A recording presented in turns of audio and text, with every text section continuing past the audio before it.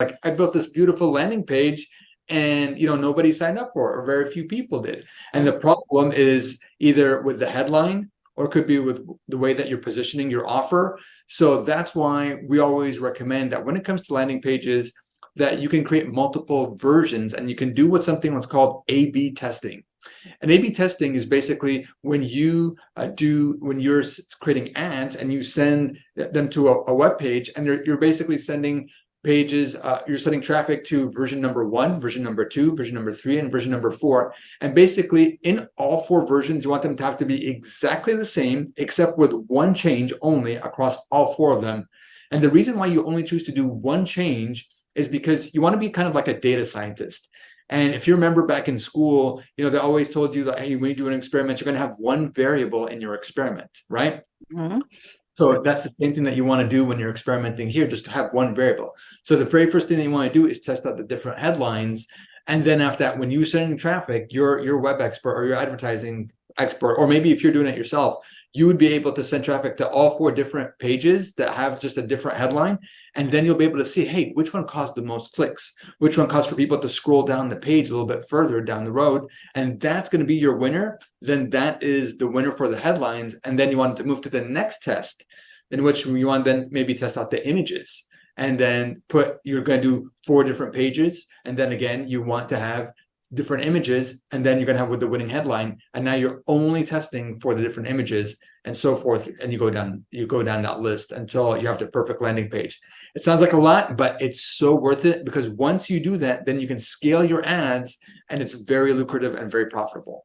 Wow. Thank you for explaining the A/B thing, because I see it all the time, and I just haven't taken the time to really study it.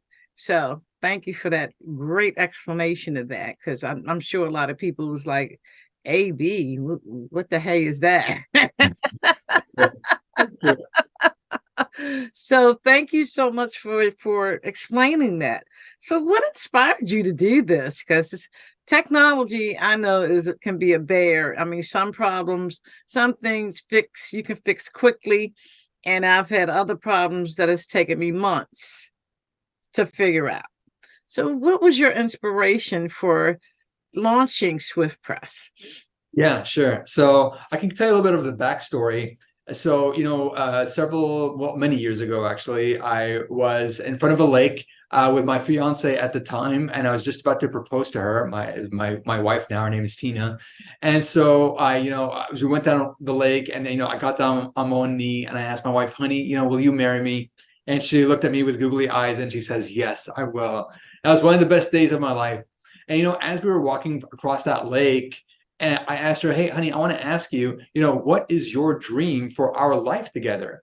And she thought about it for a moment, and she says, one thing that my dream for our life together is, if it's at all possible, I'd like to not have to go to work and be able to stay at home and raise my kids. She's like, I know that there's a lot of women that, want to have careers, but for me, I just feel called to stay at home and take care of my kids. So if it's possible, I'd like to do that. So at that point, that's when the seed was planted in me that, hey, I need to be a provider, to be able to provide enough money for my family to be able to keep my wife's dream alive of her not having to work.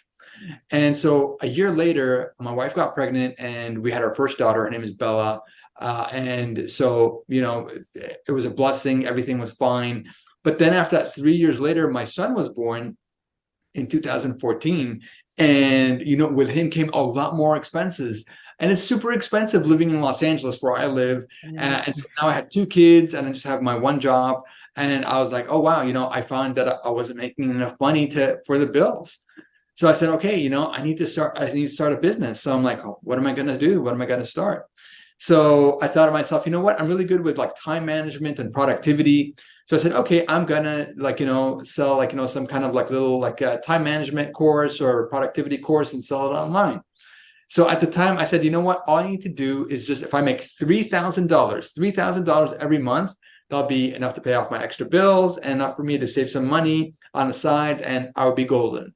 So I started waking up at 4 o'clock in the morning before my job. I built a WordPress website. I bought all the bells and whistles and made some courses about time management and productivity. And then I launched it.